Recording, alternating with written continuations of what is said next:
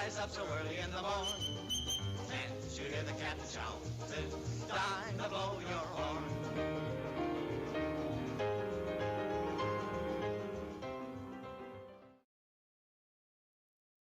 It had been 4 years since Sam learned that he would not be retired.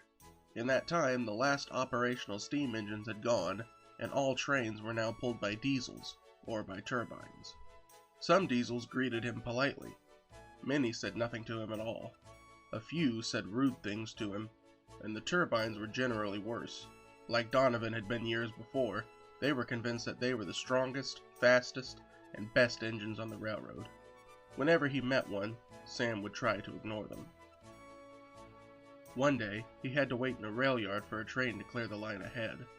He pulled slowly into the siding and was about to take a short nap when he heard a hoarse voice. "Well, look who it is. The living legend himself." Sam thought he recognized the voice.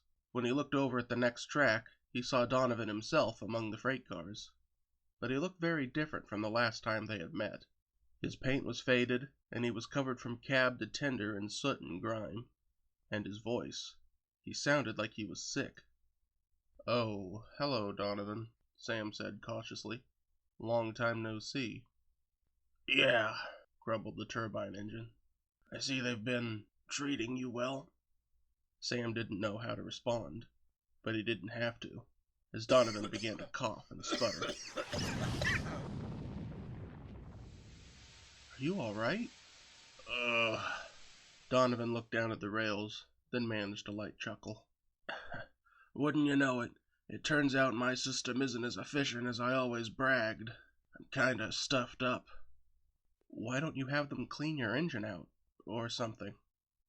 "Well, you see, I asked about that a while ago. They said it wasn't worth the effort." "What do you mean?"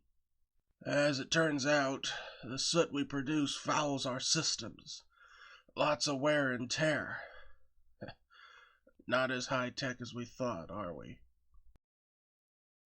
"Anyway," Donovan continued, "the fuel oil we burn is becoming more expensive. It's used to make plastics now. Regular diesels are cheaper and easier to maintain than us. I figure we're living on borrowed time." "What does that mean?" "It means we're going to be retired soon, just like steam engines. And then..." He stopped. Silence hung in the air. Sam didn't know what to say. A horn drew his attention. The freight train clattered by, and a moment later the signal changed. "Come on, Sam," called his engineer. "Let's go." Donovan smiled again.